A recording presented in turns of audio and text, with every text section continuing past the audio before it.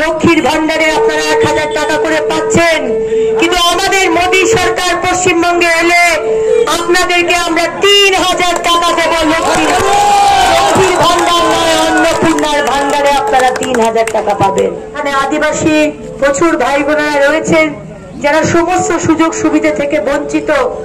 আজকে আমাদের মাননীয় প্রধানমন্ত্রী নরেন্দ্র মোদীজির হাত শক্ত করুন। সবকা সাথ, সবকা বিকাশ, সবকা বিশ্বাস, সবকা প্রয়াস। আর আমরা বলেছি, কথা দিয়েছি,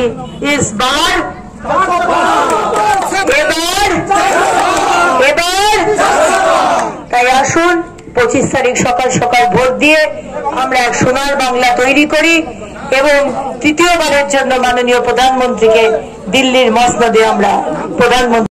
আপনাদের মা বোনেদের বকটুইতে জ্যান্ত জ্বালিয়ে দেওয়া হলো।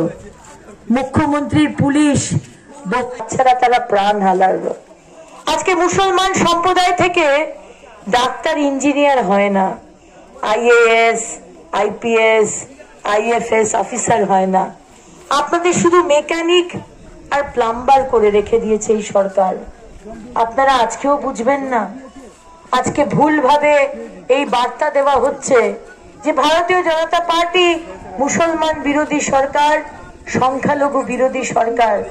কিন্তু আমাদের প্রধানমন্ত্রী, আমাদের কেন্দ্র সরকার, আমরা সবসময় বলে এসেছি, সবকা সাথ, সবকা বিকাশ, সবকা বিশ্বাস, সবকা প্রয়াস। আজকে বলুন তো, গুজরাটে যখন কেউ লাইনে দাঁড়িয়ে উজ্জ্বলার গ্যাসটা নেয়, সেই লাইনে হিন্দুও থাকে, মুসলমানও থাকে, খ্রিস্টান থাকে, শিখ থাকে, জৈন থাকে, বুদ্ধিস্ট থাকে।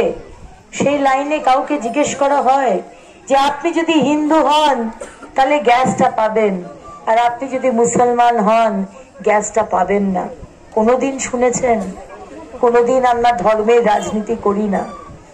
আজকে গুজরাটে যাকে বলা হয় কমিউনাল, আমরা নাকি কমিউনাল, আমরা নাকি সাম্প্রদায়িক। আজকে সেই গুজরাটে সংখ্যালঘু সম্প্রদায়ের ভাই বোনেরা তারা সরকারি চাকরি করে 8%-এরও বেশি।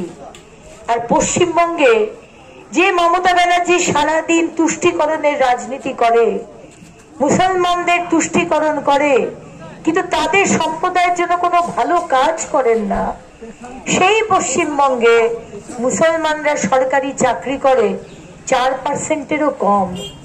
তাহলে গুজরাটে 8% আর পশ্চিমবঙ্গে 4%। তাহলে কোন সরকার সাম্প্রদায়িক আর কোন সরকার সবকা সাথ সবকা বিকাশের কথা বলে, এটা নিশ্চয়ই বাংলার মানুষ বুঝতে পারছে।